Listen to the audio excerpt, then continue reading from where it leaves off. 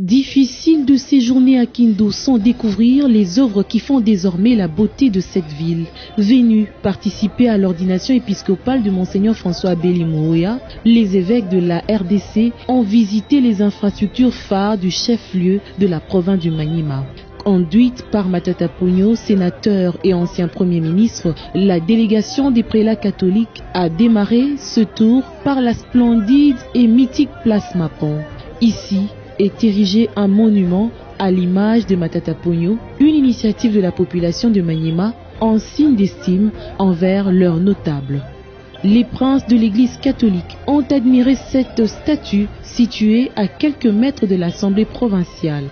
Une manière pour eux d'honorer l'ancien Premier ministre. La géographique qui détermine le développement des nations, c'est plutôt le leadership. Comme celui de Jésus. Voilà. Celui de Jésus. Voilà. C'est ça. Le leadership, c'est ton cheval de bataille. C'est mon cheval de bataille. Oui. Ils ne sont pas les seuls. La population, elle aussi, rejoint le site en vue d'admirer cette œuvre. Ce cadre est vraisemblablement aménagé à l'image de la place des évolués de Kinshasa. Ici, un écran géant a été placé à l'initiative de Matata Ponyo pour permettre aux habitants environnants de se retrouver pour des grands événements. Cette ronde va ensuite les conduire à l'université Mapan. Ces hommes des dieux sont, dès le premier regard, émerveillés par la qualité des infrastructures et le sens d'organisation. Une petite balade s'improvise pour contempler la verdure et la beauté du jardin. Monsieur Matata Ponyo mérite d'être ici parmi les Congolais les plus respectables. Ce qu'il a fait de Kindu, c'est déjà une partie de la République qui est élevée, une population qui se sent lancée et une population qui en avait besoin.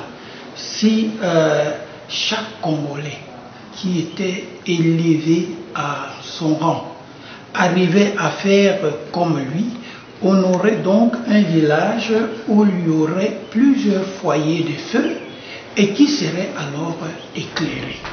Leur guide les conduira dans la salle qui accueille les étudiants de première année. La technologie des pointes est mise à la disposition de ces apprenants. Tableau électronique remplace désormais l'usage de la craie.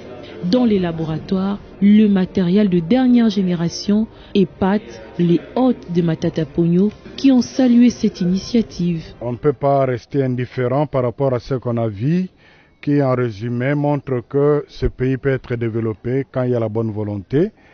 Ils ne peuvent qu'encourager celui qui a, avec ses collaborateurs, qui a mis en place toutes ces infrastructures. Vous savez que la préoccupation de l'Église, c'est le bien-être de la population.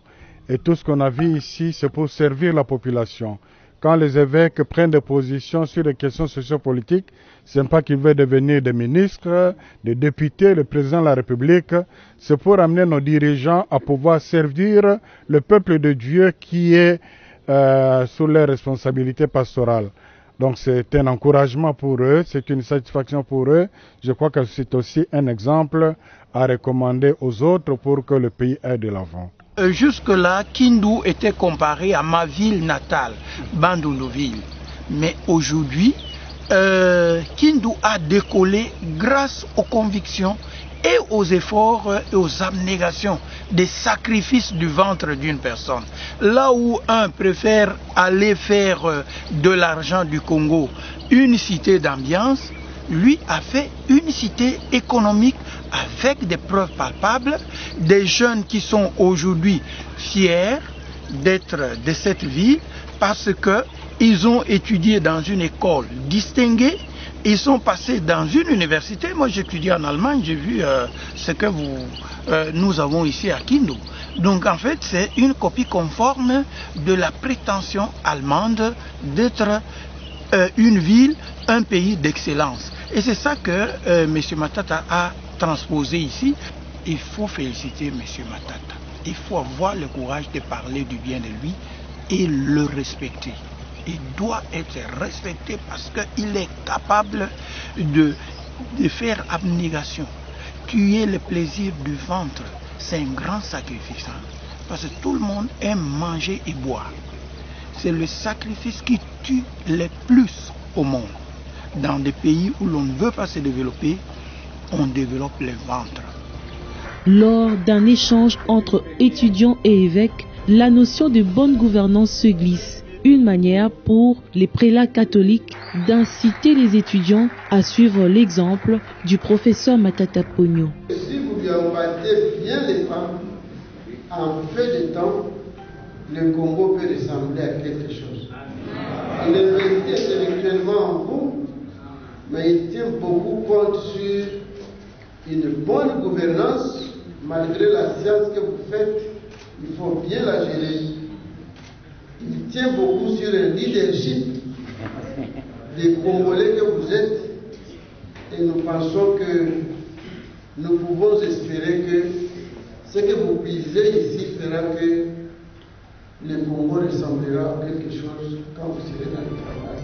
Les bâtiments sont maintenus en toute propreté et gardent toujours leur éclat. Les noms des différents donateurs inscrits sur des plaques ont eux aussi attiré l'attention des visiteurs.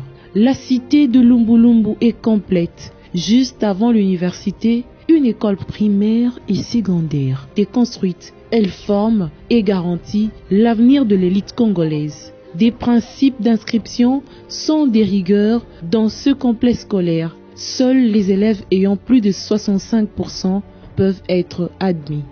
La notion de la gratuité était déjà mise en application avant que l'État congolais ne l'impose. Nous avons 90 élèves en première année. Généralement, nous avons en sixième année à peu près 30 ou 35 maximum. Parce que tout est gratuit ici. Non seulement le Minerval, mais on donne les pilotes, les chemises, les chaussettes, les cinglés, la sacoche, les livres, on donne, tout est gratuit. Et à midi, il y a un repas chaud. À midi, il y a un repas chaud.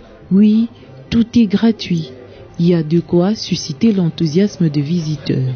C'est une œuvre, je dirais d'abord de charité, parce que quand les élèves peuvent étudier sans... La gratuité était déjà d'application avant la politique de la gratuité. Si les malades peuvent être soignés sans payer quoi que ce soit, je crois que les évêques comme pasteurs se retrouvent en ces pauvres-là.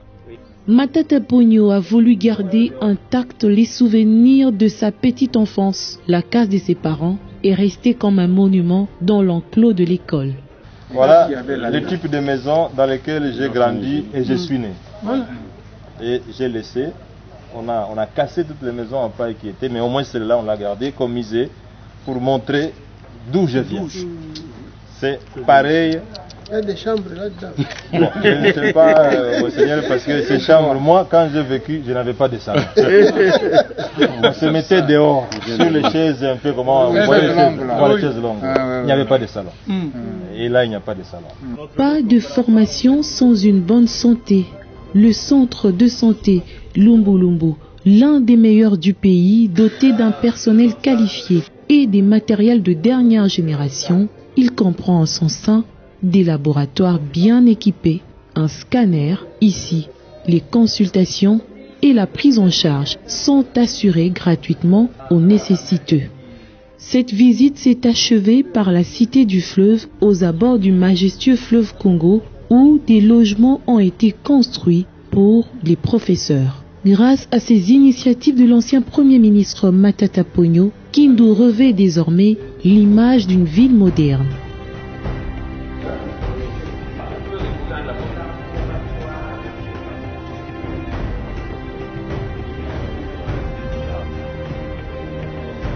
Ces réalisations sont à mettre dans l'actif de sa fondation qui a orienté ses actions dans le social pour le bien-être de la population.